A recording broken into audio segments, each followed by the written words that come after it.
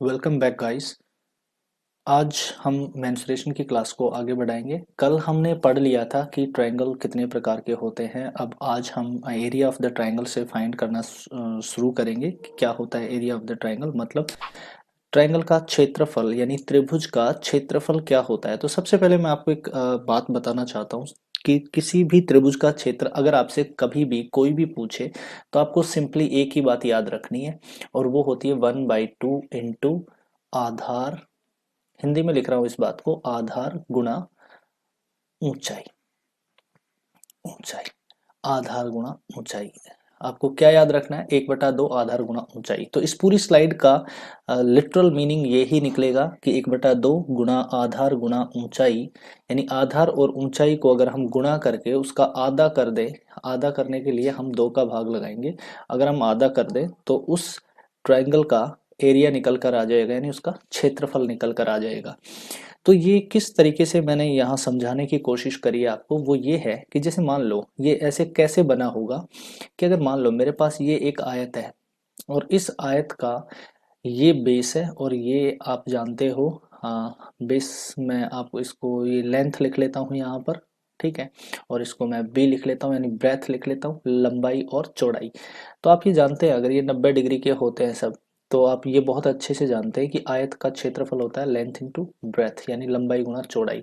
लेकिन अगर मैं इसको अगर एक ट्रायंगल बनाना चाहूँ तो मैं इसको आधा कर सकता हूँ यहाँ से, और अब अगर मुझे इसका चाहिए तो इस पूरे का मैं क्या कर लूंगा, आधा कर लूंगा क्षेत्रफल, यानी मैं 1/2 से गुणा कर दूंगा किसको, लंबाई को चौड़ाई से, और ये मुझे इस ट्रायंगल का क्षेत्रफल मिल जाएगा। अब बात क्या है यहाँ पर कि ये एल आपका क्या है, बेस है यानी आधार है, और बी ये जो आपका दिख रहा है चौड़ाई, ये आपकी हाइट है, ऊंचाई है, ठीक है।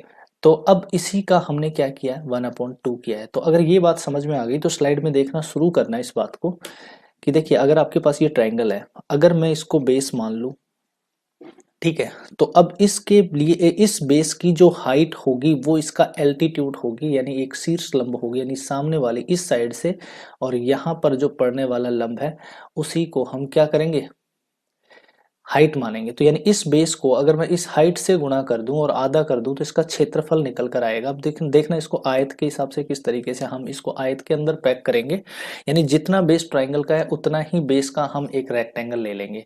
तो आप मुझे ये बताइए कि ये अगर इसकी हाइट है यहाँ यहाँ तक, तो ये हाइट और ये जो मैंने हाइट बनाई है यहाँ ड्रॉ किया है, क्या ये बराबर है?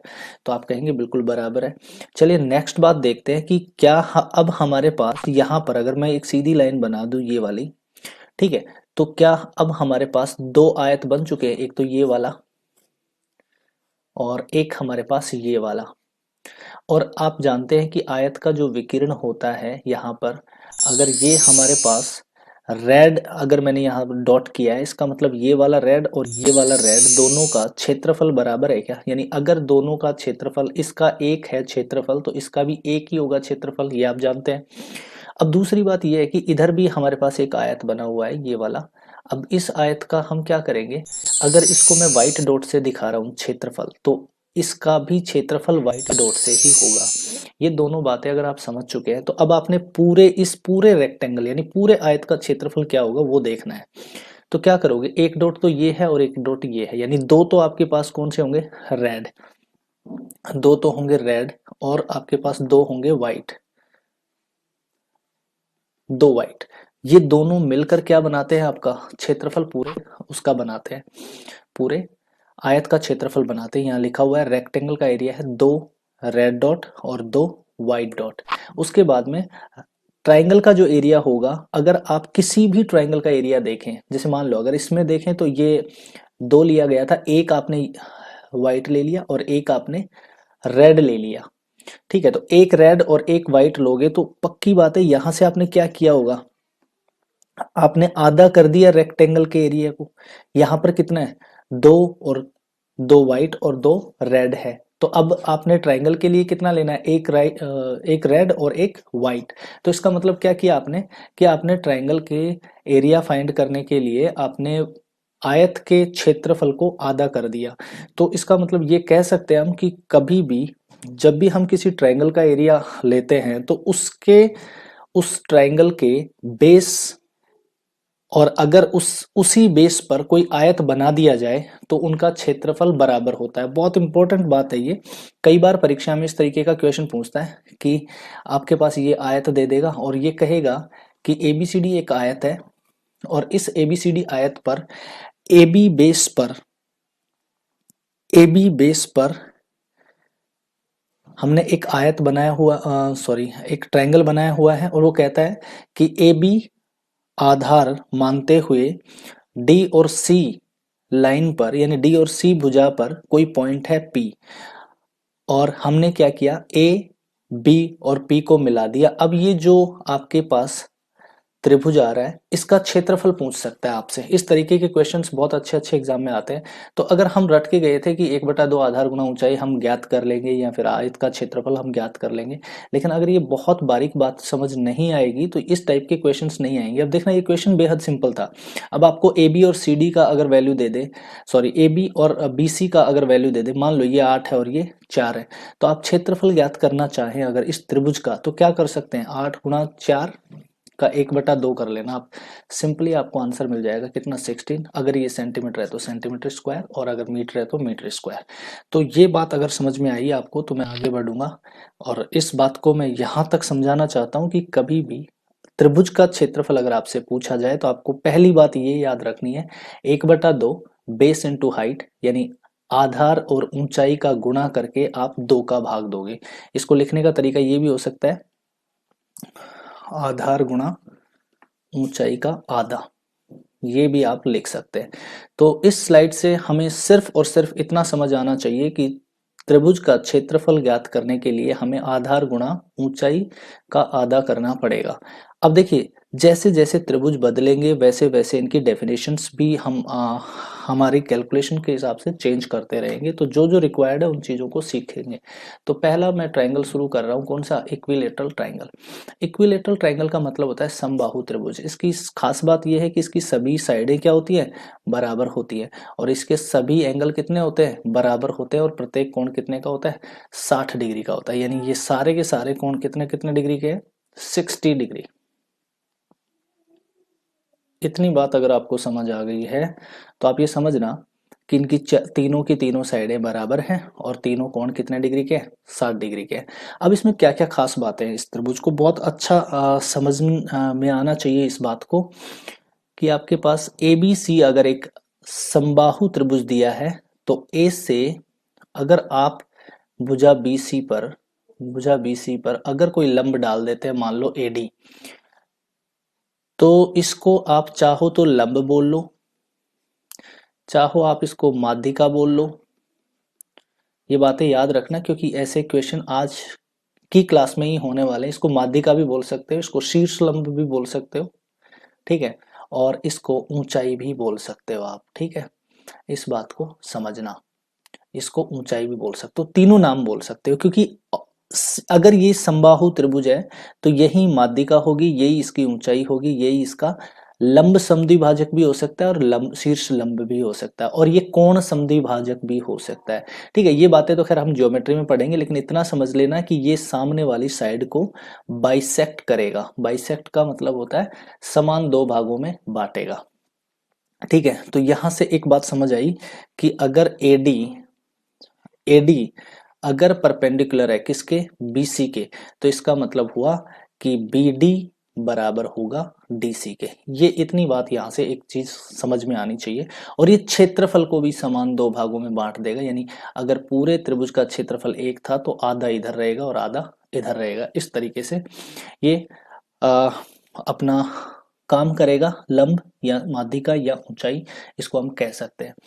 इसके बाद अगली बात क्या है कि हम इक्विलेटरल ट्रायंगल में सबसे ज्यादा इंपॉर्टेंट बात समझने की क्या है कि हम तीनों साइड्स को बराबर करने के बाद अगर हमें ये कहा जाए ऊंचाई का नाम, मैंने आपको लिखा है, ये बार बार मैं इसलिए लिख रहा हूं क्योंकि क्वेश्चन यहीं से फंसाएगा आपके पास, ठीक है।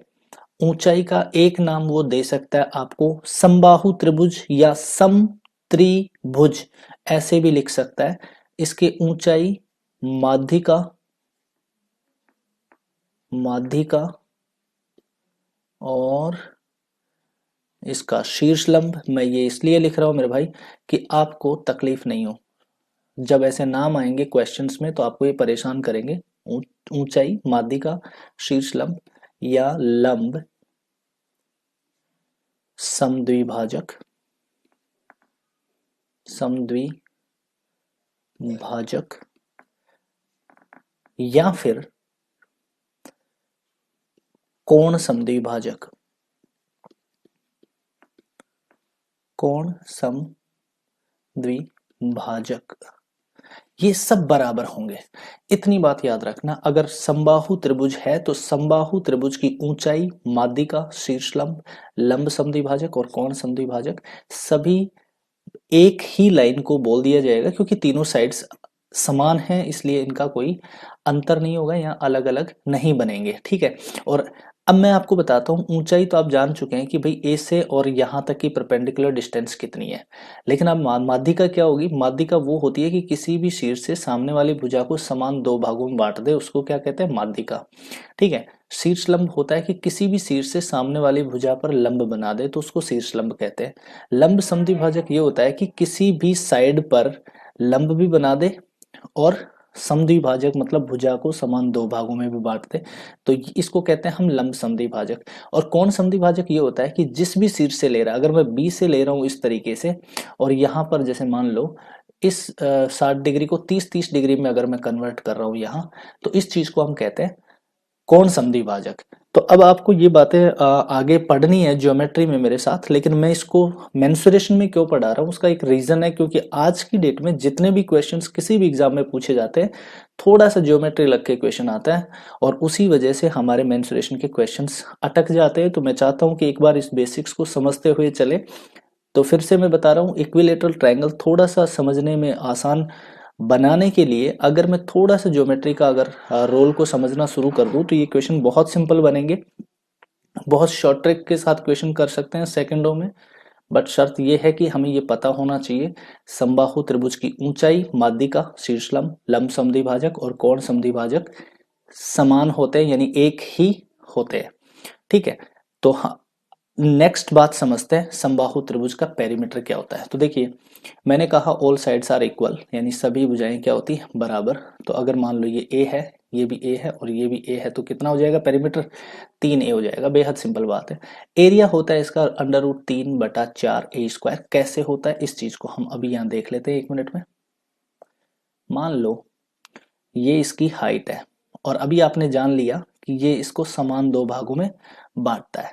ठीक है। अगर ये मान लो डी है तो अब आप ये बताओ, अगर ये पूरा ए था तो ये a/2 होगा क्या? और ये भी a/2 होगा क्या? इतनी बात अगर आपने जान ली तो अब मुझे ये बताओ, अगर ये समकोण त्रिभुज है और ये समकोण के सामने वाली भुजा ये कर्ण है, ये कर्ण है और ये अगर ऊंचाई मतलब ये लंब हो गया, यहाँ लंब है और ये अगर आपका आधार हो गया, तो आप ये जानते हो बहुत बढ़िया से, कर्ण का स्क्वायर बराबर क्या होता है? लंब स्क्वायर प्लस आधार का स्क्वायर। अगर ये आप जानते हो तो अब आप क्या करोगे कि आपके पास कर्ण और आधार दिया हुआ है, हाइट आपके पास नहीं है। ठीक है। तो आप क्या करोगे हाइट के लिए? सबसे पहले अगर आप हाइट देखना चाहते हो यानी लंब देखना चाहते हो, जो आपका एडी है, एडी को ही आप, मैं इसको एच लिख रहा हूँ हाइट, हाइट दिखाने के लिए। तो अब देखिए हाइट को ज्ञात करने के लिए आप क्या करोगे, अगर इसको आप आधार को इधर ले जाओगे तो कर्ण स्क्वायर माइनस आधार स्क्वायर कर दोगे। तो मैं इस चीज को यहाँ देख रहा हूँ कि यहाँ पर मेरे पास जो ए स्क्वायर है इसमें से इस a/2 का स्क्वायर क्या होगा? a² 2 का स्क्वायर 4। इसी का अगर मैं अंडर रूट करूंगा तो मेरे को क्या मिलेगा? हाइट मिल जाएगा। अब अगर ये हाइट जो आ रही है मेरे पास यहाँ पर, इस हाइट को अगर मैं सोल्व करूँ आगे, तो इसको सोल्व करना 4 × a² कितना होगा? 4a² माइनस a²/4 और ये अंडर रूट के अंदर रहेगा और अब ये आपका रहा हाइट। अब उसके बाद अगली बात जो मैं लिखूंगा यहाँ पर वो ये है, 4 में से एक a² घटेगा तो कितना बचेगा? 3a²। और ये अंडर रूट 4 जो है, सॉरी 4 है, अब ये पूरा अंडर रूट में रहेगा और ये आपका h है। अब आप खुद देखिए, इसको मैं यहाँ पर लिख के दिखा रहा हूँ वापस। अंडर रूट 3 जो है आपका, वो तो आपका क्या रहेगा, अंडर रूट 3। लेकिन ए स्क्वायर को अगर आप बाहर करना चाहें तो बाहर हो जाएगा, और ये 4 को अंडर रूट से बाहर करेंगे तो कितना आ जाएगा, 2। यानी आपके पास इक्विलेटरल ट्राइंगल की हाइट आ चुकी है अंडर रूट 3/2 गुणा ए यहाँ पर भुजा का मान है।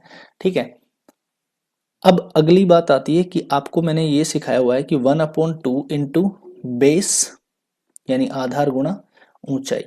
ये क्या होता है, ये होता है एरिया। एरिया होता है किसी भी ट्राइंगल का। तो अब आपको एरिया के लिए क्या करना है, 1/2 इंटू बेस कितना है इसका, बेस आपके पास है BC, अगर मैं आधार मानता हूं तो ये पूरा कितना है, ए है। तो मैंने लिख दिया यहाँ पर ए, इंटू एच लिखना था हाइट। हाइट अभी आपने ज्ञात करी है कितनी है, अंडर रूट 3/2 गुणा ए।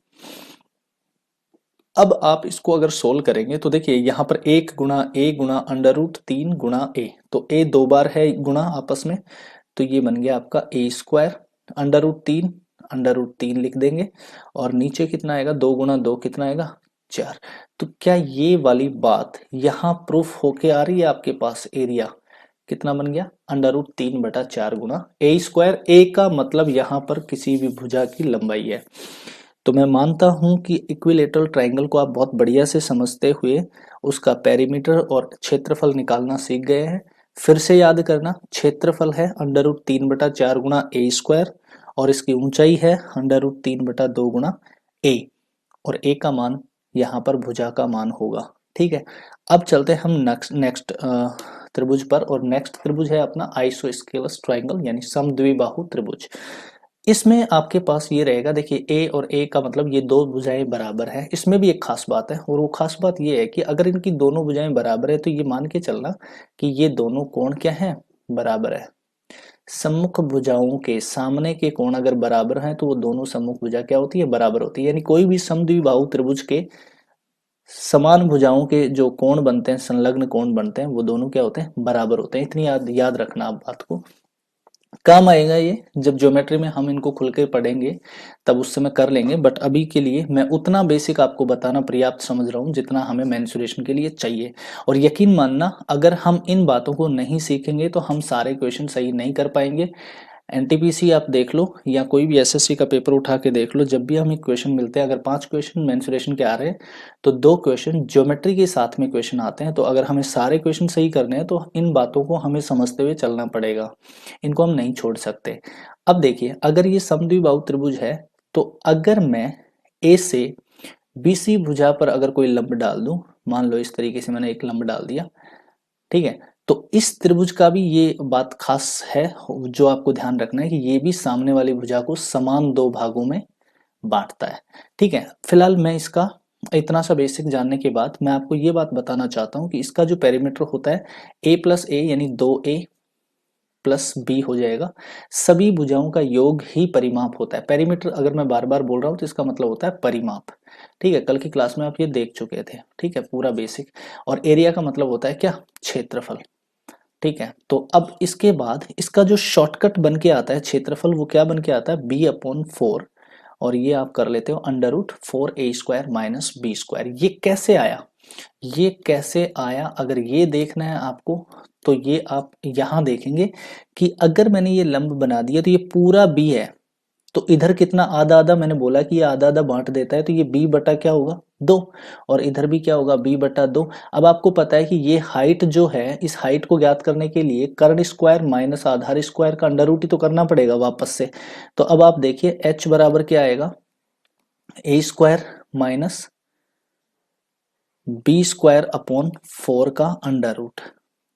ये h का मान आ गया आपके पास। और h को अगर आप जानते हो, इसको इस तरीके से लिख सकते हो कि अगर मैं एरिया करूं तो 1/2 इंटू बेस कितना है, b, इंटू, और h कितना आया अपने पास, ये आया a² माइनस b²/4।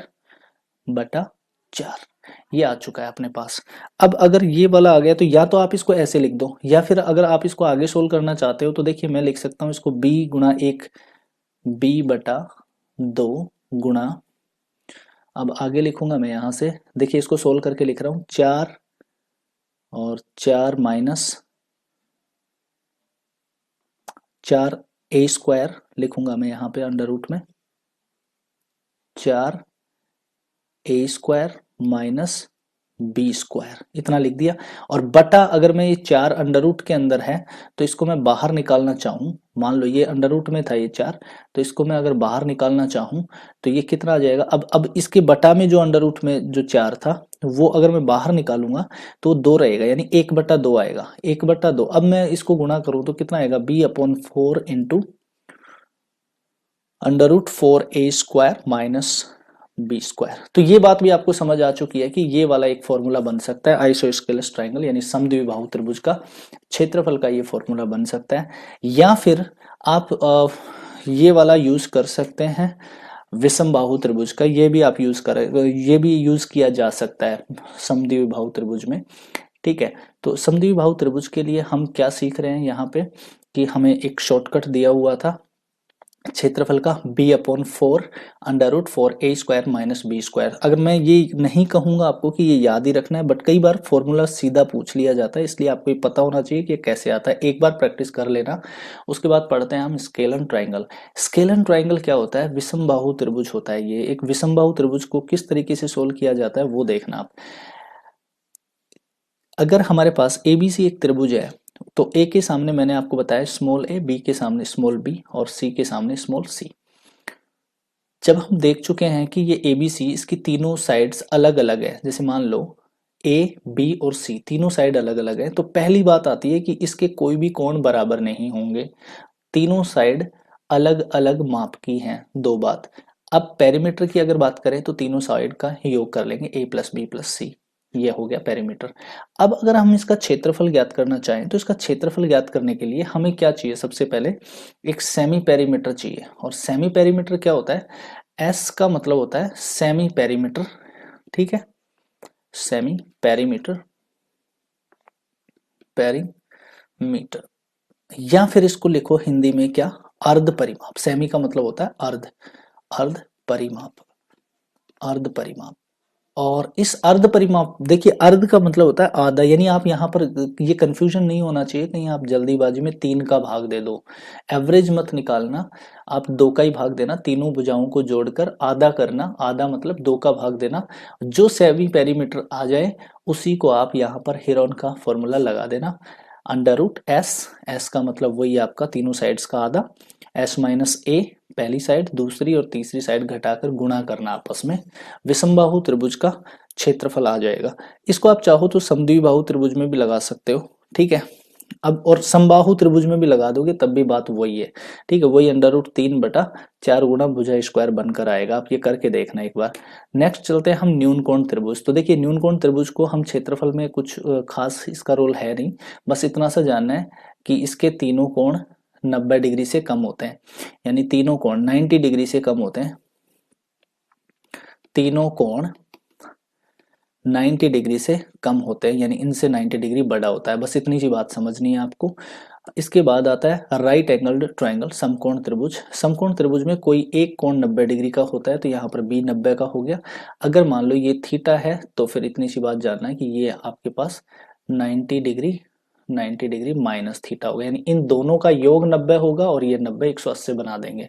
अब आपके पास अगर ये बेस है, ये आधा, ये आपके पास परपेंडिकुलर है, यानी कोई भी दो साइड है, ये 90 डिग्री के सामने वाली साइड को कर्ण कहते हैं। और कर्ण को ज्ञात करने के लिए क्या करेंगे, a² प्लस c² बराबर ये यहाँ पर क्या आ जाएगा, b²। आप चाहो तो ऐसे लिख सकते हो a² प्लस c² बराबर b²। हालांकि मैंने यहाँ पर ऐसे लिखा है ac, मतलब ये जो b है इसका वैल्यू क्या लिखा है, a² प्लस c²। अब यहाँ पर स्क्वायर नहीं लगा इसलिए मैंने यहाँ पर अंडर रूट नहीं लगाया, तो यहाँ पर अंडर रूट इसलिए लगा दिया क्योंकि मैंने डायरेक्ट AC दिखाया है, स्क्वायर नहीं दिखाया है। चलिए नेक्स्ट क्वेश्चन, नेक्स्ट देखते हैं कौन, अधिक कोण त्रिभुज, ऑब्ट्यूज एंगल्ड ट्राइंगल। मतलब ऑब्ट्यूज का मतलब होता है अधिक कोण। अधिक कोण का मतलब जैसे मान लो ये 90 डिग्री से ज़्यादा है, मैं इसको जैसे मान लो 100 डिग्री मान लेता हूँ, ठीक है, या 135 मान लेता हूँ, यानी एंगल जो बी है वो बड़ा है किससे, 90 डिग्री से। बस इसी को हम क्या कहते हैं, अधिक कोण त्रिभुज कहते हैं। तो जितना हमें मेंसुरेशन में आवश्यकता है इन बातों की समझने की, सिर्फ उतना बेसिक लेके चल रहा हूँ मैं, बाकी सब हम ज्योमेट्री में पढ़ेंगे। मैं बार बार आपको ये बात समझा रहा हूँ, बट इसका मतलब ये नहीं कि मैं आपको ये अधिक कोण, न्यून कोण और समकोण क्यों समझा रहा हूँ। अगर यहाँ आप सोच रहे हैं मेंसुरेशन में इनका कोई काम नहीं है, तो ये आप गलत सोच रहे हैं भाई। मेंसुरेशन में ज्योमेट्री का थोड़ा अगर बेसिक हम नहीं जानेंगे तो मेंसुरेशन हम कर ही नहीं सकते, ये मान के चलना। चलिए नेक्स्ट नेक्स्ट देखते हैं, समकोण समद्विबाहु त्रिभुज। समकोण समद्विबाहु त्रिभुज का मतलब ये है कि ये एक ऐसा त्रिभुज है, यहां से बहुत अच्छे क्वेश्चन बनेंगे, आप देखना आगे। ये त्रिभुज समकोण भी है, यानी यहां पर ये 90 डिग्री भी है, और इसकी दो साइड्स बराबर भी है, यानी यहां पर आपके पास ए बी और बी सी दोनों बराबर है। तो इससे आपको एक बात पता चलती है कि ए अगर ये है और ए अगर ये है तो ए सी कितना आ जाएगा। ए सी अगर आप फाइंड करेंगे तो आप क्या करेंगे जी, आधार स्क्वायर प्लस लंब स्क्वायर, यानी ए का स्क्वायर प्लस ए का स्क्वायर, और इसको आप लिखेंगे तो 2a स्क्वायर, और अंडर रूट में करेंगे। अंडर रूट से बाहर दो तो नहीं निकल पाएगा, लेकिन ए तो निकल जाएगा ना।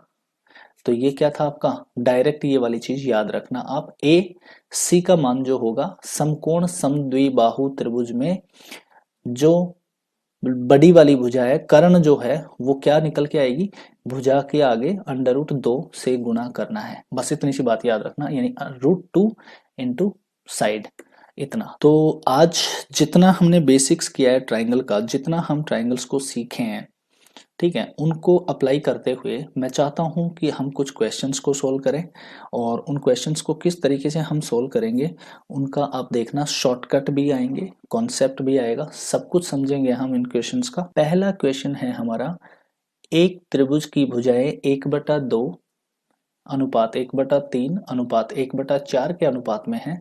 यदि त्रिभुज का परिमाप 52 सेंटीमीटर है तो सबसे छोटी भुजा की लंबाई कितनी होगी।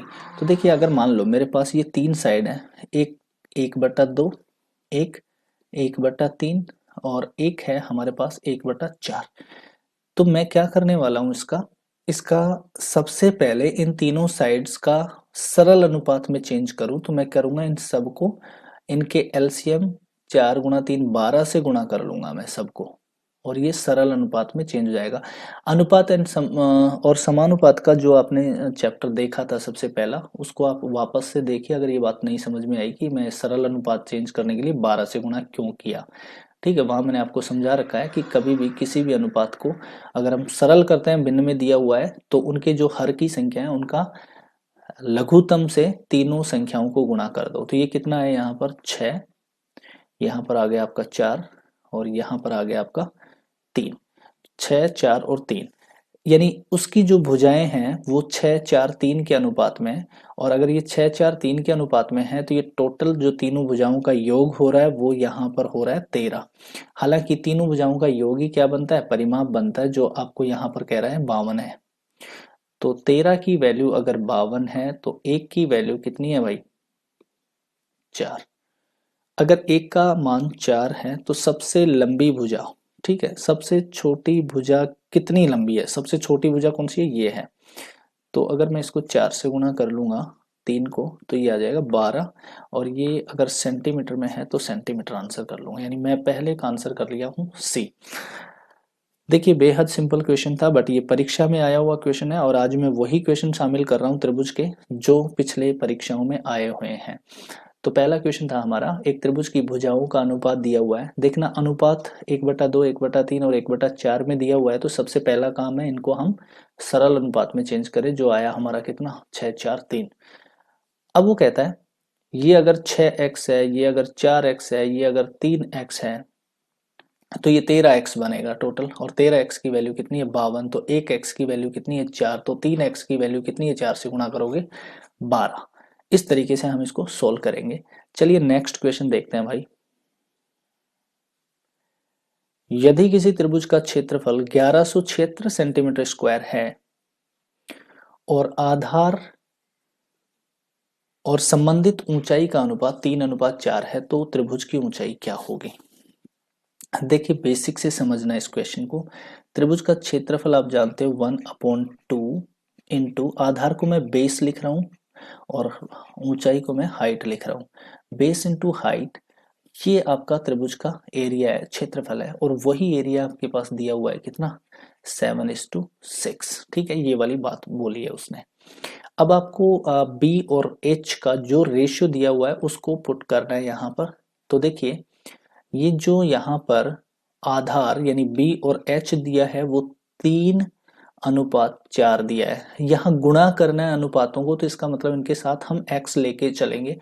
अनुपात समानुपात के चैप्टर में आपने पढ़ा था कि प्रोडक्ट ऑफ रेशियो जब भी करते हैं तो उनके साथ वेरिएबल यानी उनका एचसीएफ हमेशा साथ चलता है। चलिए खैर, यहाँ पर जो आपका आधार है वो रहेगा कितना, 3x, और h रहेगा आपका 4x। तो अब ये आ जाएगा आपका 11 76।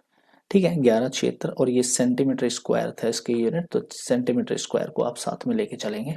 चलिए मैं 2 से काटता हूँ 4 को, कितनी बार जाएगा, 2 बार, और ये 2 × 3 6x² हो गया, यानी 6x² equals to 1176 centimetre square. 6 से अगर मैं इसको कैंसिल करूं तो ये कितनी बार जाएगा, देखिए x² का वैल्यू आ जाएगा ये 196, और x का वैल्यू कितना आ जाएगा ये 14 सेंटीमीटर, यानी ये सेंटीमीटर स्क्वायर था, अंडर रूट किया होगा आपने। ठीक है, x का मान ज्ञात करेंगे तो आप अंडर रूट 196 करेंगे, कितना आ जाएगा 14 सेंटीमीटर, x का मान आया। अब आपसे ऊंचाई पूछा है, तो ऊंचाई तो यही है आपके पास, कितना 4x, तो 4 इंटू 14 इक्वल्स टू कितना आ जाएगा 56 सेंटीमीटर, यानी आपका ऑप्शन नंबर 4 यानी डी ऑप्शन आंसर करेंगे। आई होप ये क्वेश्चन आपको समझ आया होगा।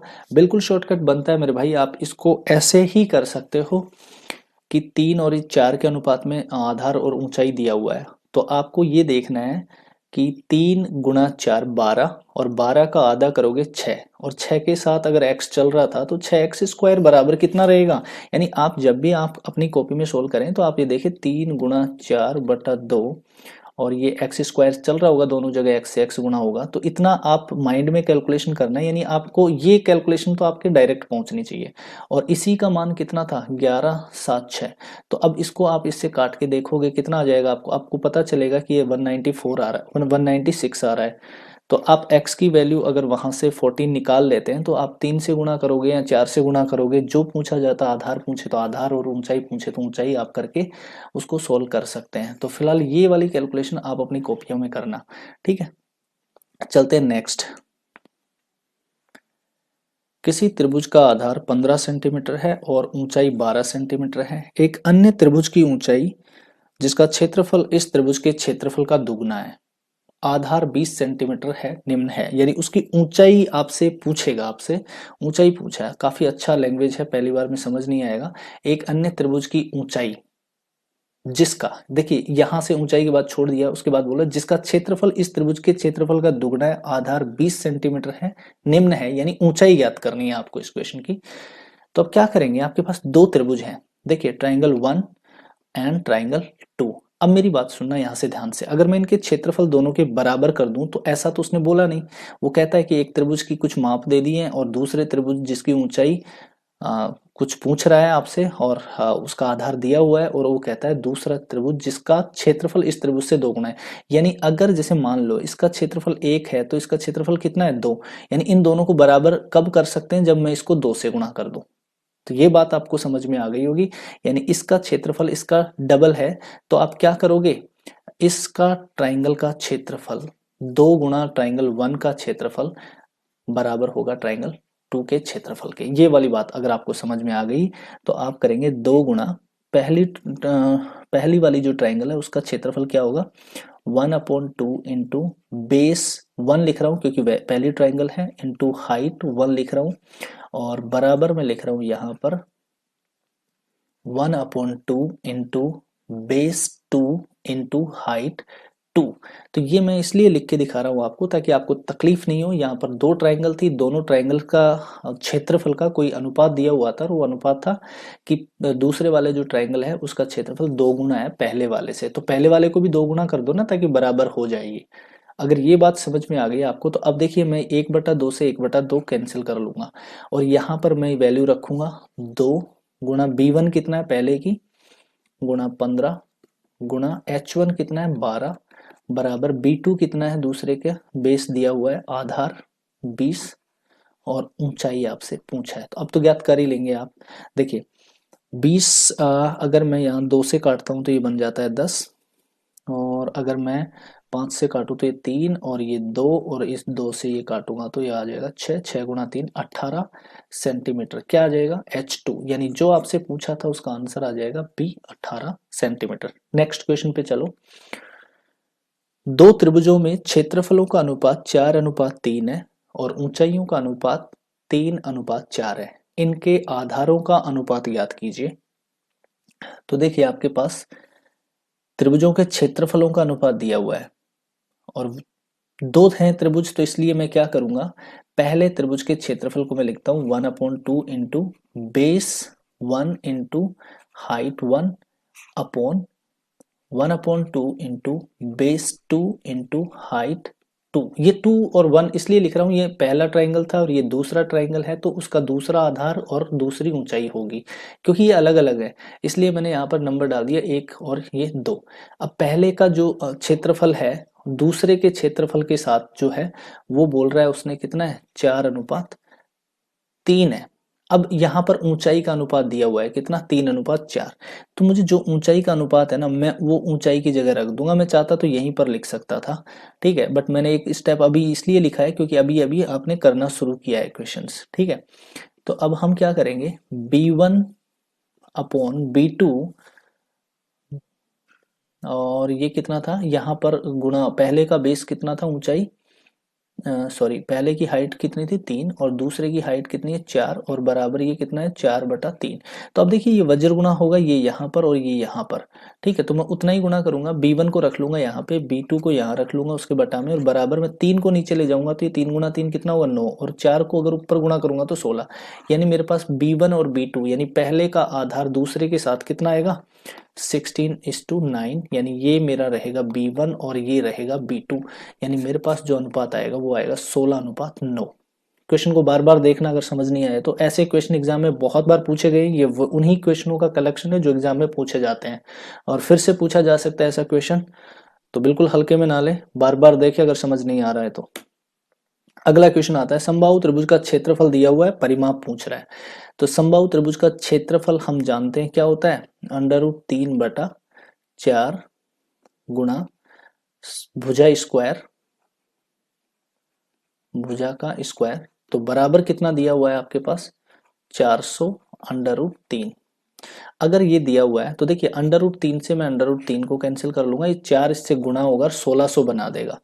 तो अगर मैं भुजा स्क्वायर बराबर अगर 1600 जान चुका हूं, 1600 कितना था ये वर्ग मीटर था, तो ये भी आपका वर्ग मीटर स्क्वायर रहेगा, ठीक है। अब अगर भुजा का मान जानना है तो भुजा का मान क्या होगा अंडर रूट करेंगे हम 1600 का और ये कितना आ जाएगा 40 मीटर आ जाएगा।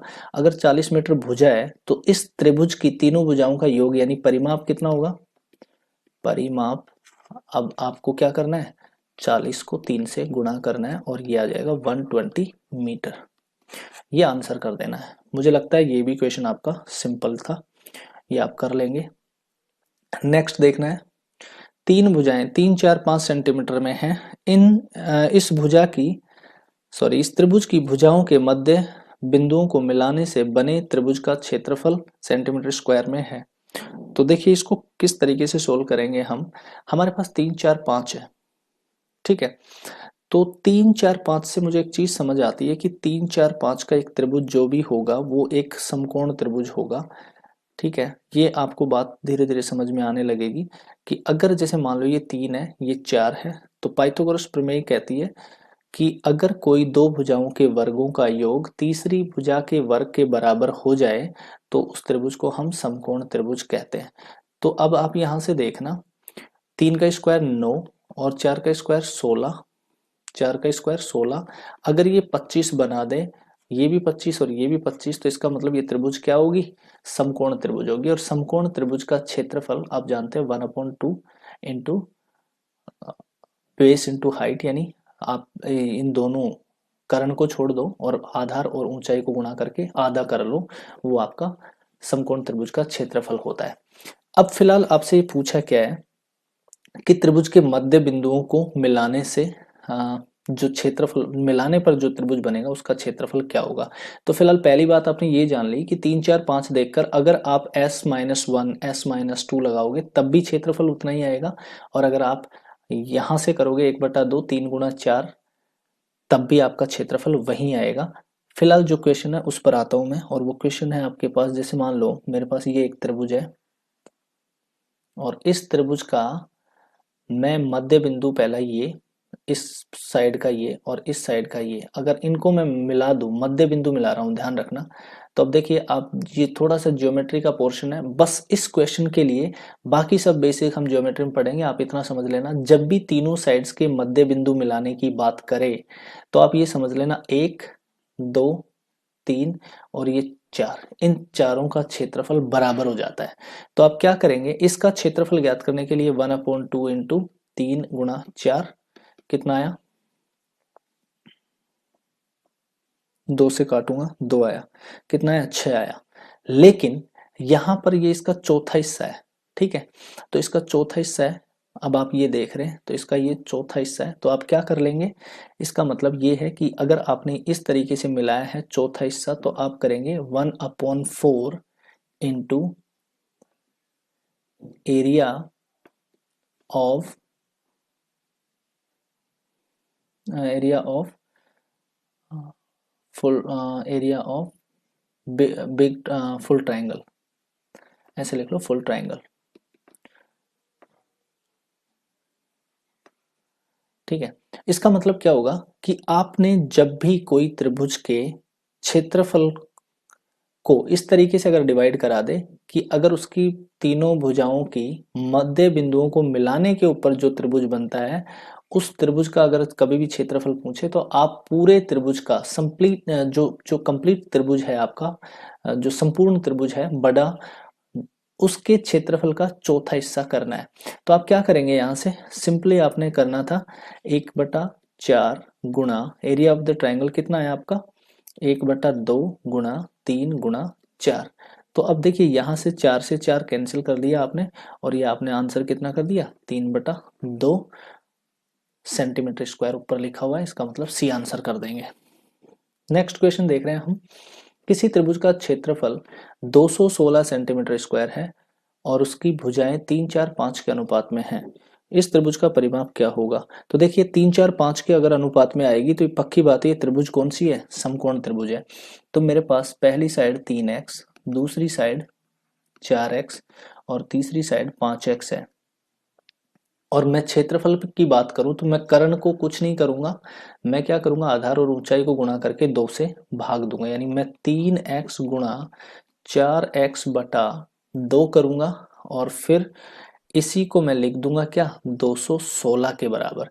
तो अब देखिए यहां से क्या होगा कि मैं अगर इस तरीके से यहां से काट लूं तो ये आ जाएगा 2, और ये 3 गुणा 2 कितना होगा 6x स्क्वायर बराबर, अगर 216 है तो एक्स स्क्वायर बराबर कितना आएगा 36, और x की वैल्यू अंडर रूट 36 करोगे आप अगर, तो आंसर आएगी 6 सेंटीमीटर।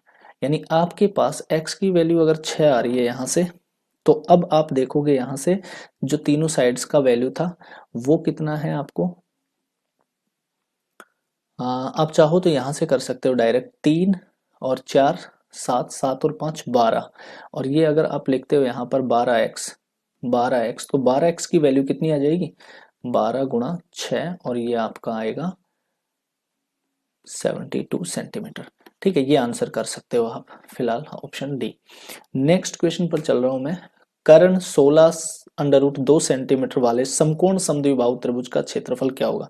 तो देखिए ये क्वेश्चन डायरेक्ट उठकर किसी एग्जाम में पूछा गया है, किस तरीके से पूछा गया कि ये अगर मान लो आपका एबीसी एक ट्राइंगल है और ये समकोण ट्राइंगल है। अब वो कहता है समकोण समद्विबाहु, तो समद्विबाहु का मतलब ये ए और ये भी ए, तो ये क्या होगा, ये आपका होगा √2a, यही होता है। ये आपने सीख लिया था आज की बेसिक क्लास में। तो फिर अब होगा क्या कि अगर ये 16√2 है, यानी इसी का वैल्यू कितना है, 16√2 है, तो √2 से √2 कैंसिल, तो ए का वैल्यू कितना आ गया आपका 16, यानी ये 16 16 की होंगी साइडें। तो अब इसका क्षेत्रफल क्या होगा, इसका क्षेत्रफल होगा 16 गुणा 16, इन दोनों भुजाओं का गुणा और आधा कर लोगे आप इसको, तो इसको 8 से कर लोगे, और 16 गुणा 8 कितना होता है, 128 सेंटीमीटर स्क्वायर होता है। तो ये क्वेश्चन भी सिंपल था। देखिए ये सारे के सारे क्वेश्चन एग्जाम के क्वेश्चंस हैं, इसीलिए मैं इन क्वेश्चंस को शामिल कर रहा हूँ कि जैसे ही मैंने त्रिभुज को आपको समझाया कि त्रिभुज होता क्या है, उसके बेसिक को करने के बाद मैंने आपको ये क्वेश्चंस तुरंत इसी वीडियो में इसलिए लगाए हैं ताकि आपका ये कॉन्सेप्ट क्लियर हो जाए और आज के बाद त्रिभुज का प्रॉब्लम नहीं हो आपको, त्रिभुज से लगने वाले सारे क्वेश्चन आप एग्जाम में बना दें। वीडियो थोड़ा सा लंबा होगा और इस लेसन को थोड़ा सा लंबा होने भी दे, क्योंकि एक ही लेसन में हम इस कंप्लीट त्रिभुज के सेक्शन को खत्म करेंगे। तो देखिए अभी आगे और भी क्वेश्चन है, लगभग 10-12 क्वेश्चन और हैं। तो देखिए एक समबाहु त्रिभुज की प्रत्येक भुजा 6 सेंटीमीटर है, उसका क्षेत्रफल कितना है, तो कुछ नहीं, √3/4 गुणा 6 गुणा 6 कर लेंगे, उत्तर आ जाएगा। देखिए अगर मैं यहाँ 2 काटूं, 3 3 और ये आ जाएगा आपका 9√3। चलिए आंसर हो गया 9√3, पहला ऑप्शन। ठीक है, नेक्स्ट चलता है। एक समकोण त्रिभुज की भुजाओं की माप सेंटीमीटर में लगातार आने वाले पूर्णांकों द्वारा दी जाती है, तो उसका क्षेत्रफल क्या होगा। देखिए समकोण त्रिभुज है और लगातार पूर्णांक कब आ सकते हैं, समकोण त्रिभुज में एक ही बार ऐसा काम होता है जब ये लगातार पूर्णांक होते हैं, यानी ये 3 है, ये 4 है और ये 5 है। तो आप जानते हैं पूर्णांक इंटीजर 3 के बाद 4 के बाद 5 ऐसे आता है। तो ये ट्रिपलेट है, पाइथागोरियन ट्रिपलेट्स हैं ये, इनके हम बात करेंगे ट्रिग्नोमेट्री में। फिलहाल इसको यूज करो कि जब ऐसा त्रिभुज है जब लगातार पूर्णांक हो समकोण। देखिए अब आपको अगर ये नहीं पता था तो आप इस क्वेश्चन को कभी हाथ भी नहीं लगाते। आपको ये पता होना चाहिए कि समकोण त्रिभुज की भुजाओं की माप लगातार आने वाले पूर्णांक कब बन सकते हैं, जब 3 4 5 हो। इस तरीके से ये क्वेश्चन एग्जाम में पूछा है और इस बात को अगर आप यहाँ सीख चुके हैं तो इसको क्वेश्चन को सोल्व करने में आपको कोई तकलीफ नहीं होगी, क्योंकि 1/2 × 3 × 4 और ये आपका कितना जाएगा 2 और ये आएगा 6 सेंटीमीटर स्क्वायर। बताइए कोई तकलीफ है तो इसको कमेंट करके। नेक्स्ट क्वेश्चन देखते हैं हम वापस, ये पहला क्वेश्चन जैसा हमने करा था वैसा क्वेश्चन फिर से हमारी स्क्रीन पर है। किसी त्रिभुज की भुजाएं 1/3 अनुपात 1/4 अनुपात 1/5 है। 1/3 अनुपात 1/4 अनुपात 1/5 है। तो क्या मैं 3 4 5 का एलसीएम कितना होगा, 3 4 और 5 ये तीनों ही संख्या को प्राइम है। तो आप देखेंगे 3 गुणा 4 12, 12 गुणा 5 60, यानी हम इन तीनों को 60 से अगर गुणा कर लें, अगर हम इन तीनों को 60 से गुणा कर लें तो हमारे पास सरल अनुपात बन के आएगा तीनों साइड्स का। क्या, अगर ये इससे कटेगा तो 20 और ये इससे कटेगा तो 15 और ये इससे कटेगा तो 12, ये क्या बना, एक सरल अनुपात बन गया। और इस सरल अनुपात का टोटल जो बन रहा है वो ही इसका परिमाप कितना है, ये 15 12 27 20 47, 47 का वैल्यू अगर 94 है तो एक का वैल्यू कितना है, 2 है। सबसे छोटी भुजा की लंबाई पूछ रहा है तो छोटा रेशियो में 12 है, 2 से मल्टीप्लाई करेंगे 24 आंसर कर देंगे हम। आंसर नंबर सी यानी 3 नंबर का ऑप्शन इसमें सही हो जाएगा। चलिए सिंपल क्वेश्चन था, नेक्स्ट क्वेश्चन देखते हैं। किसी समबाहु त्रिभुज का क्षेत्रफल 4√3 सेंटीमीटर है, त्रिभुज की प्रत्येक भुजा की लंबाई क्या होगी।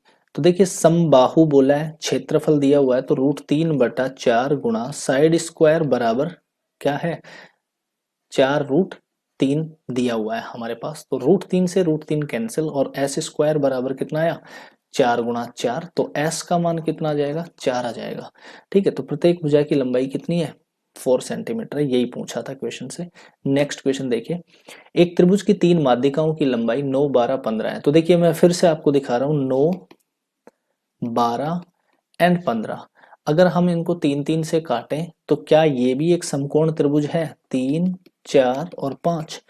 ठीक है, अगर बड़ी संख्या दिख रही थी 9 12 15 तो आप छोटी इसको काट कर देख सकते थे, 3 4 5 के रेशियो में है, यानी ये भी एक समकोण त्रिभुज बताता है। तो देखिए जब भी ऐसा आपको लगे कि एक समकोण त्रिभुज हो सकता है तो बड़ी भुजा को छोड़ दो और बाकी जो 2 भुजाएं बच गई हैं आपको उनको गुणा करके आधा कर लो, आंसर आ जाता है। फिलहाल मैं क्या सिखाऊंगा यहाँ पे, ये काफी बड़ा कॉन्सेप्ट है कि माध्यिकाओं से क्षेत्रफल किस तरीके से 3/4 करते हैं हम। तो फिलहाल मैं सिर्फ और सिर्फ आपको एक ट्रिक यहाँ पर समझा रहा हूँ। जब भी ऐसा क्वेश्चन आए एग्जाम में, ये पूछा हुआ क्वेश्चन है, आता ही आता है, ठीक है, बट इस चीज को हम बहुत बढ़िया से सीखेंगे। बहुत बड़ा कॉन्सेप्ट है, पूरा आधा घंटा लगेगा इसको समझने में, ज्योमेट्री में सीखेंगे। यहाँ पर मैंने इसलिए शामिल करा है क्योंकि मैं त्रिभुज के क्षेत्रफल ज्ञात करने की बात कर रहा था आज। तो इस तरीके से भी त्रिभुज का क्षेत्रफल ज्ञात कराया जाता है। आप खुद से ट्राई करके देखना इन चीजों को। मैं सही बता रहा हूँ, जब तक आप इन कॉन्सेप्ट्स को नहीं सीखेंगे नहीं कर पाएंगे। बट अगर यहाँ पर मैंने क्वेश्चन शामिल करा है तो मैं सिर्फ और सिर्फ उत्तर करना सिखा रहा हूँ आज तो यहाँ पे इस क्वेश्चन का। बट ज्योमेट्री जब हम पढ़ेंगे तब हम इसको बेसिक से सीखेंगे कि क्यों ऐसा होता है। आप क्या कर लेंगे, इस क्वेश्चन का 1/2 × 9 × 12 करते। अभी के लिए ये समझना कि ये माध्यिका नहीं, ये साइड साइड मान लेते हैं इनको एक बार के लिए, ठीक है। 1/2 × 9 × 12, अगर ये साइड होता तो क्षेत्रफल यही होता, ठीक है। बट आपके पास ये तो माध्यिकाएं दी हुई हैं, ठीक है। अगर ये माध्यिकाएं दी हुई हैं तो अब आप इस माध्यिका से जो क्षेत्रफल आएगा ना, उससे तो बड़ी होंगी भुजाएं, कंफर्म बात है ये। तो उससे बड़ा आपको क्या करोगे, देखिए आप इसको करेंगे 4/3 से गुणा कर लेंगे। और जब 4/3 से गुणा कर लेंगे तो आपका ये एरिया आ जाएगा, ठीक है, किसका, ट्राइंगल का। और वो ट्राइंगल का एरिया क्या आएगा, अब देखिए 2 नीचे है और यहाँ पर 2 से अगर आप काटना चाहें तो ये 6, और इस 3 को काटना चाहें तो फिर ये 2। यानी अब आप क्या करेंगे, 9 × 2 कितना होगा, 18, 18 × 4 यानी ये 72 सेंटीमीटर स्क्वायर, इसका आंसर करेंगे हम। अच्छा, मैं ये बिल्कुल समझ पा रहा हूँ कि आपको ये शायद क्वेश्चन समझ नहीं आए, तो आप क्या करेंगे, 9, 12, 15 से आप पहले क्षेत्रफल निकाल लें और उसका 4/3 कर दे, सिर्फ इतना याद रखें। क्योंकि ये माध्यिकाओं की लंबाई दी है, इसने आपको भुजाओं की लंबाई नहीं दी है, याद रखना इस बात को। और ये माध्यिकाओं की लंबाई देकर जब भी आपसे कोई त्रिभुज का क्षेत्रफल पूछता है तो उसको 4/3 से गुणा क्यों करते हैं, ठीक है, उसका जो रीजन है, उस रीजन को हम ज्योमेट्री के चैप्टर में बहुत डीप तरीके से पढ़ेंगे, ठीक है। फिलहाल मैं क्वेश्चन नेक्स्ट पिक कर रहा हूं। एक समबाहु त्रिभुज की ऊंचाई 15 सेंटीमीटर है, तदनुसार उसका क्षेत्रफल कितना होगा। देखिए हाइट दी हुई है आपके पास, और हाइट होती क्या है, हाइट होती है √3/2 गुणा ए, ये होता है हाइट, ठीक है। फिर से आपको लिख दिया हूं। तो ऊंचाई कितनी है, 15, और ये है √3/2 गुणा ए। ए का मतलब भुजा, तो ए का मान क्या आएगा यहाँ से 30, और ये कितना हो जाएगा नीचे, √3। तो ये आएगा आपके पास, जो ए का वैल्यू आया है वो आया है 2 से 15 गुणा करोगे तो 30, और √3 नीचे भाग में चला जाएगा, ये ए का मान आ चुका है। अब आप उसका क्षेत्रफल ज्ञात करेंगे, तो एरिया जो होगा वो होगा √3/4 गुणा ए स्क्वायर। और इसको अगर आप आगे बढ़ाएंगे तो √3/4 गुणा ए का स्क्वायर, मतलब इसका स्क्वायर करेंगे तो 30 का स्क्वायर बटा √3 का स्क्वायर, ऐसे करेंगे। अब इसको अगर मैं सोल्व करूं तो देखिए ये आएगा ऊपर आपका √3 गुणा 900 बटा ये 3, तो यहाँ √3 का स्क्वायर, और 4 ये गुणा होगा तो ये होगा 12। अब अगर मैं इसको गुणा कर लूं, 12 का अगर मैं भाग दूं 900 में, तो 7 से गया 84, 6 आया 5 आ जाएगा। यानी आपका जो फाइनली आंसर आएगा वो 75√3 सेंटीमीटर स्क्वायर उत्तर कर देंगे आप, ठीक है। और ये आपके ऑप्शन सी में है, ठीक है। अब इसके बाद नेक्स्ट क्वेश्चन है हमारे पास, शीर्षों से सभी त्रिभुज की शीर्षों से किसी त्रिभुज की सम्मुख भुजाओं पर खींचे गए लंब एक बिंदु पर मिलते हैं जिसका नाम है। जैसे कोई भी अगर त्रिभुज ऐसा है, ठीक है, और इस त्रिभुज के ये शीर्ष हैं ए, बी और सी। अब वो कहता है कि सम्मुख भुजाओं पर खींचे गए लंब। मैंने आपको ये वाली बात आज समझाई है कि इस शीर्ष से सामने वाली भुजा पर लंब, और इस शीर्ष से इस भुजा पर लंब, और इस शीर्ष से इस भुजा पर अगर लंब बना दिया तो इस पॉइंट को क्या कहते हैं, इसको कहते हैं भैया, अगर ये लंब है तो ये लंब केंद्र होगा, ठीक है। इसको कहेंगे हम लंब केंद्र, ठीक है। तो आंसर कर देंगे लंब केंद्र। ये ज्योमेट्री का पोर्शन था, बट ऐसा क्वेश्चन पूछा था यहाँ पे, मैंने आपको थोड़ा सा जो बेसिक समझाया था मैंने उसी की बात करी है। नेक्स्ट चलते हैं हम। एक समबाहु त्रिभुज का माध्यिक, माध्यिक मतलब समबाहु त्रिभुज की माध्यिका कितनी है, 6√3 सेंटीमीटर है। तो देखो आपको मीडियन हो या हाइट हो, दोनों एक ही बात है। यानी आपके पास तो सीधा सीधी बात यह है कि जो हाइट √3/2 गुणा ए है, उसी का वैल्यू कितना है, 6√3 है। तो अब आपको मैंने इसीलिए वो वाली बात समझाई थी उस समय कि माध्यिका हो, चाहे लंब केंद्र, चाहे शीर्ष लंब हो, या फिर लंब समद्वि भाजक हो, या एंगल बाइसेक्टर यानी कोण समद्वि भाजक हो, और या ऊंचाई हो समद्विबाहु त्रिभुज की, सॉरी समबाहु त्रिभुज की, एक ही बात होती है। तो यहाँ पर माध्यिका शब्द दिया है, इसको चाहता तो ऊंचाई भी लिख सकता था, बट उसको पता है ऊंचाई और माध्यिका बराबर होती है, इसलिए उसने ये वर्ड यूज किया है यहाँ पर स्पेशली माध्यिका, ताकि आपको कंफ्यूज कर सके। बट हम होंगे नहीं कंफ्यूज, हम ए का मान ज्ञात कर लेंगे, 6 × 2 क्रॉस करके 12 सेंटीमीटर। जब हमें पता चल गया कि 12 सेंटीमीटर क्या है, हाइट, भुजा का मान है उसका, अब उसका क्षेत्रफल ज्ञात करना तो बहुत छोटी बात है भाई, √3/4 गुणा ए स्क्वायर। जब एरिया आ जाएगा तो इसको हम आंसर कर देंगे कितना, √3/4 इंटू 12 का स्क्वायर, 12 × 12, 4 से काट लो कितना आ जाएगा 3, और ये आएगा 36√3 सेंटीमीटर स्क्वायर। ठीक है, ये आंसर अपना डी हो गया। अब इसके बाद जो नेक्स्ट क्वेश्चन है हमारा, वो क्वेश्चन नंबर 17 है। एक समबाहु त्रिभुज का क्षेत्रफल 48√3 वर्ग सेंटीमीटर है, भुजा की लंबाई क्या है। तो देखिए समबाहु त्रिभुज का क्षेत्रफल दिया है √3/4 गुणा ए स्क्वायर यानी भुजा स्क्वायर बराबर कितना है, 48√3। ठीक है, इतना दिया हुआ है, तो √3 से √3 कैंसिल, और ए स्क्वायर बराबर 48 × 4 होता है 192। तो ए स्क्वायर बराबर क्या हो, ए बराबर क्या होगा, √192।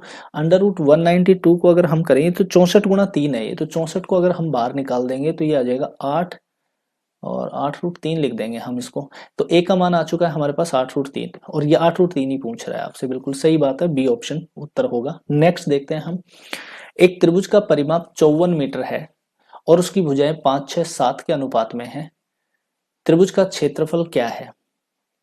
तो देखिए एक त्रिभुज का परिमाप 54 मीटर है और भुजाएं दी हुई है 5x, 6x और 7x बराबर कितना होगा 18x, और 18x का कितना होगा 54। देखिए x मैं चाहूं तो हटा भी सकता हूं, मैंने सिर्फ ऐसे ही ले लिया कि आप समझते रहें। तो x का वैल्यू 54/18, और ये आ गया 3। x का वैल्यू 3, तो आपको क्या चाहिए, त्रिभुज का क्षेत्रफल चाहिए। तो आप क्या करोगे, इस पहली भुजा का लंबाई क्या होगी, अगर आपने 3 से गुणा किया तो 15, दूसरी भुजा की लंबाई 3 से गुणा किया तो कितना हो जाएगा, 6 × 3 18, और अगर इसको 3 से गुणा किया तो 7 × 3 21। अब आपके पास ये तीन भुजाओं की लेंथ आ चुकी है। ठीक है, अब आपसे क्या पूछा है, क्षेत्रफल। तो देखिए विषमबाहु त्रिभुज है, यानी आपको हीरोन का फॉर्मूला लगाना पड़ेगा।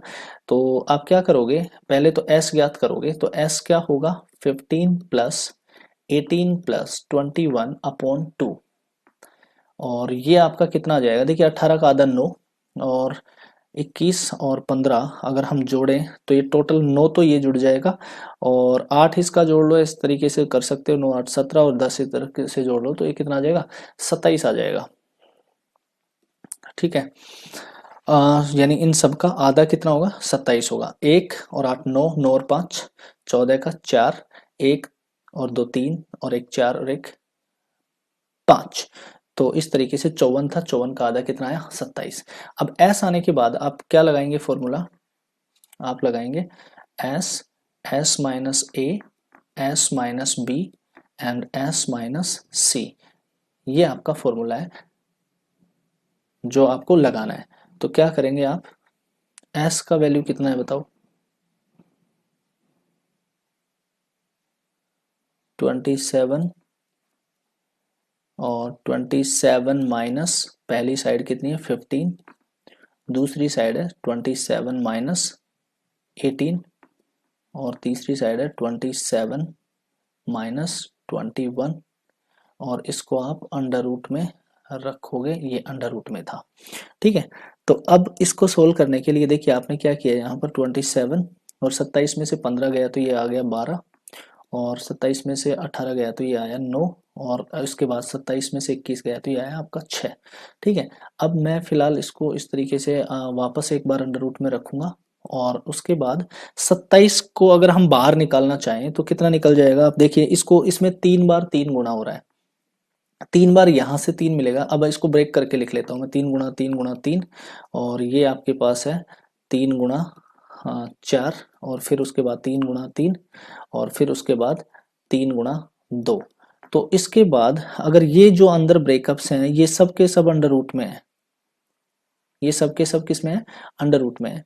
तो अब आप क्या करोगे, इसको अंडर रूट से बाहर निकालते हो तो दो दो का एक एक पेयर निकालो, यानी 3, एक ये 3 और एक ये 3, और अब आपके पास 4 का बाहर निकलेगा तो कितना निकलेगा? 2 निकलेगा, और अब आपके पास 3 गुना 2 तो अंदर रह ही जाएगा, यानी ये अंडर रूट में 6 तो रह ही जाएगा, और ये कितना हो गया? 27 गुना 2 54, यानी आपके पास जो आंसर आएगा फाइनली 54√6 सेंटीमीटर स्क्वायर। थोड़ा सा कैलकुलेशन मांग रहा था, कर लिया हमने, कोई दिक्कत नहीं।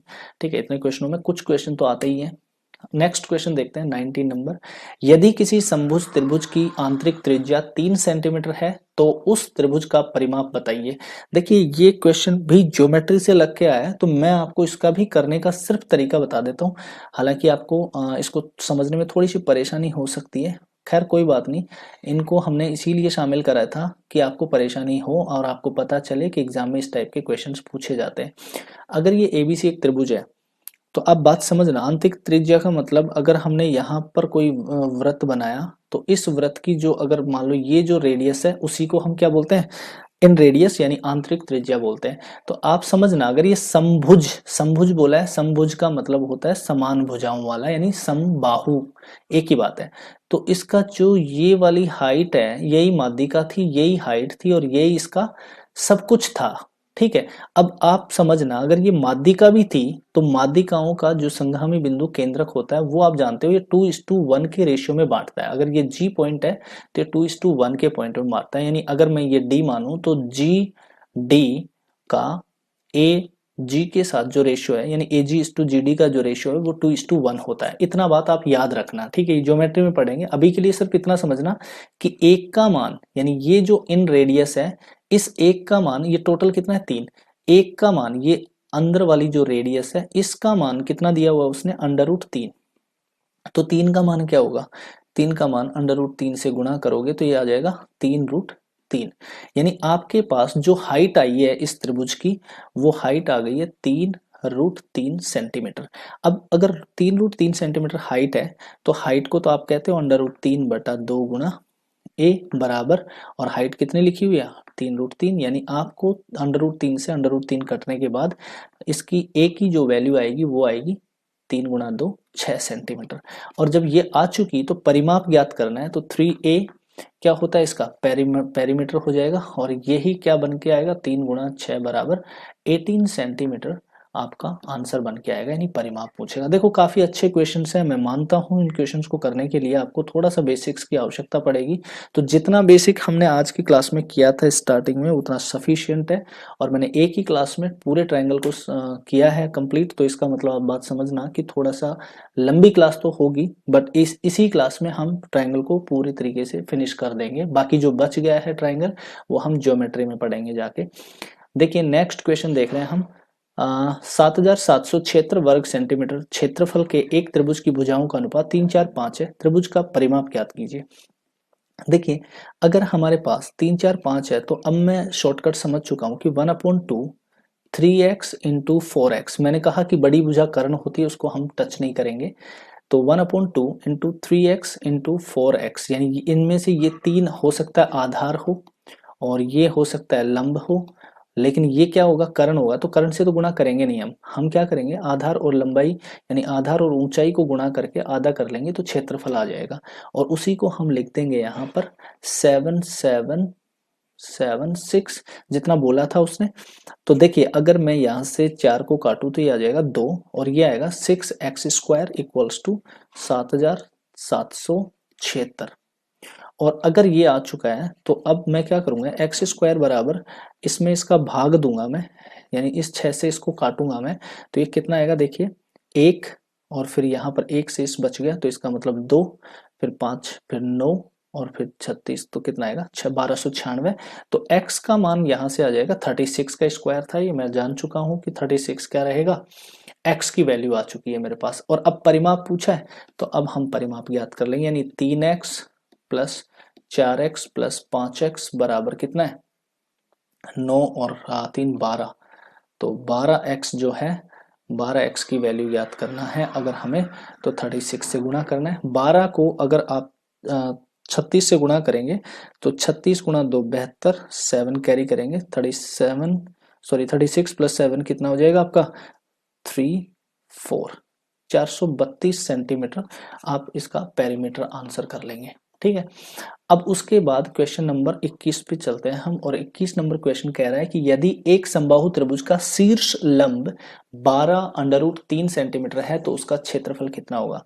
तो देखिए यहाँ पर वही बात जैसे पहले में माध्य का यूज किया था, अब यूज कर लिया है शब्द शीर्ष लंब कितना है 12√3 सेंटीमीटर। तो अब बात समझना, ये हाइट ही है आपकी, ठीक है, क्योंकि आप ये जानते हैं शीर्ष लंब माध्यिका और हाइट तीनों एक ही बात है। तो हाइट कितनी दी हुई है आपकी 12√3, और ये 12√3 ही क्या है √3/2 गुणा a। तो √3 से √3 कैंसिल और ये 2 इससे गुणा हो जाएगा, तो a बराबर कितना आएगा 24। अब तो आप ज्ञात कर ही सकते हैं क्षेत्रफल √3/4 गुणा 24, 24 गुणा 24, और ये 4 से अगर इसको काटोगे तो ये 6 आ जाएगा, और 24 गुणा 6, 24 गुणा 3 72, और 24 गुणा 3 72 फिर से, तो ये कितना आएगा 144√3। इतना आंसर कर लेंगे, बी ऑप्शन पे हम आंसर कर लेंगे। और बी ऑप्शन को आंसर करने के बाद हम नेक्स्ट क्वेश्चन पे चलते हैं। एक समभुज त्रिभुज की ऊंचाई 18 सेंटीमीटर है, उसका क्षेत्रफल क्या होगा।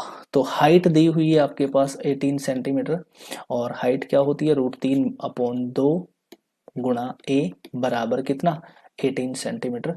तो अब देखिए आप यहां से a की वैल्यू अगर ज्ञात करेंगे तो ये आएगी 18 गुणा 2 कितना हो जाएगा 36/√3, इतना मिल चुका है आपको। अब इसका क्षेत्रफल अगर आपसे पूछ रहा है तो क्षेत्रफल आप कर देंगे कितना √3/4 गुणा 36 गुणा 36 बटा √3 गुणा √3।